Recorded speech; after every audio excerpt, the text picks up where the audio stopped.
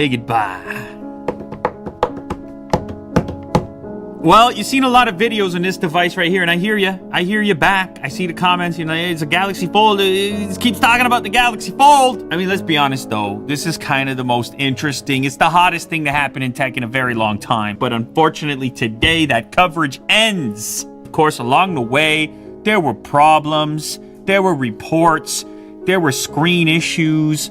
You saw it all. It happened in the news. I talked about it extensively over on the Lulator channel. There is an official statement from Samsung and an official delay of launch. It's just been such a hot topic. Yes, according to Samsung, this device is not ready for prime time, but that doesn't change the fact that I've really kind of enjoyed interacting with it because it is such a fresh form factor. I'm glad that people didn't go out and spend their $2,000 on it only to be met with issues like some of the reviewers that got this device were met with. So I think Samsung made the right move here, but unfortunately that means even my device has to go bye-bye now. I received an email this morning that there's no special circumstance here in which I can keep my SIM card in this device. This one has to go back. Samsung claims they're gonna tweak it.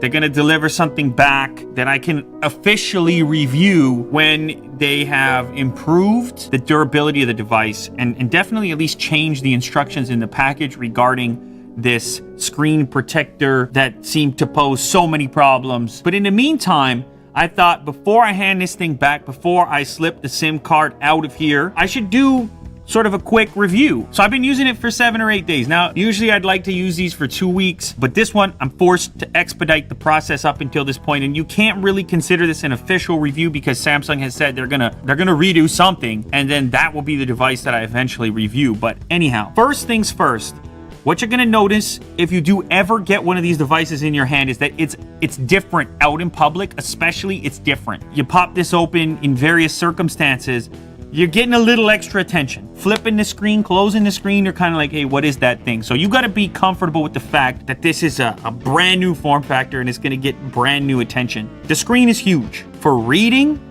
it's unbelievable. Surprisingly one-handed usage as well. In the camera department, it's a huge viewfinder. That's what it is. It performs like your other Galaxy flagship devices. It's got the multi-lens setup with the zoom. There is a benefit to taking a photo with a large screen device, and that benefit is you have this really big opportunity for composition. As you can see, performance is Galaxy S10 caliber. Now, watching video, it's another area where this thing shines. You flip this into landscape mode, and you just have a gigantic display. The closest thing I can relate it to is like an iPad mini. It's lighter, and the bezels are more slender than your average tablet. The display, obviously, it's got this crease in the middle. It's fairly evident. Everybody notices it. And they ask me how offensive it is. I think it's the kind of thing that at first glance, it's all you can see. And then over time, less so. Kind of like the notch on phones. I think the same is true of the crease. You pop open Google News over here. It's a beautiful experience. It's a nice experience. The other thing that surprised me interacting with the device, how you can just one-handed that action there is somewhat addictive. The exterior display was also, it was a point that people, wanted to talk about. It's small, it's unusual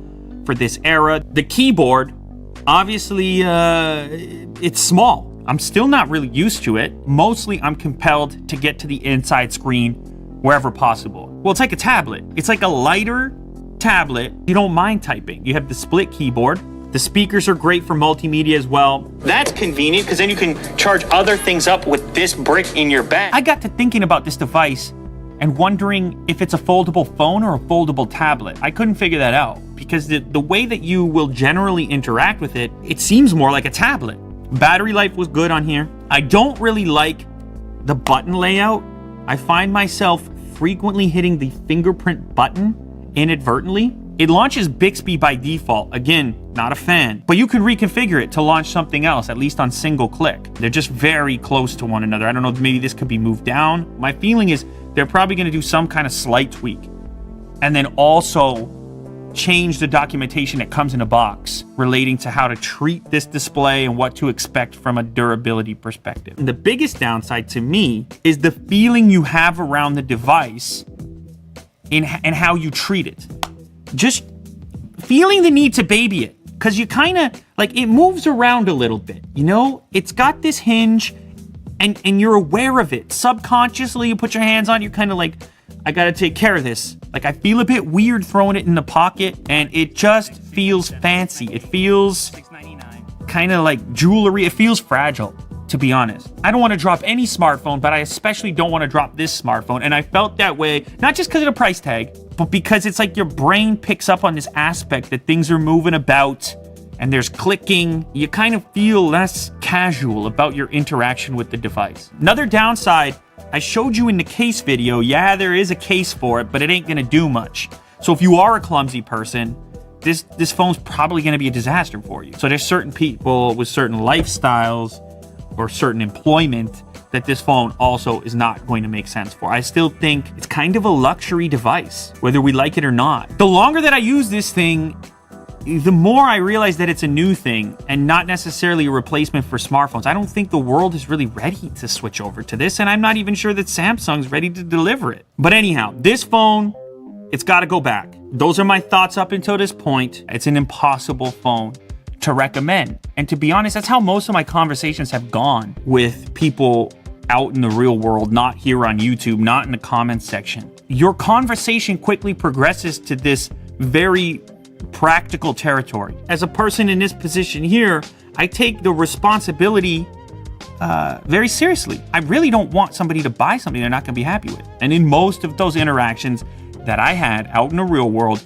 I said, this probably ain't the thing for you. But it's very unfortunate that it also can't be for me right now because I'm having fun with it. So anyhow, let's go ahead. Let's pop this SIM card out. That's my SIM card. Boom. It's out of the phone. Oh, I got to put it in another phone. The only fair thing to do at this point, since this is kind of unprecedented, when the SIM card went in, usually I use a phone longer than that.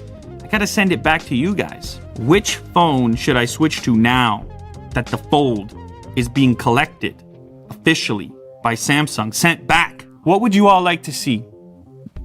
I'll evaluate anything. Choose your own adventure.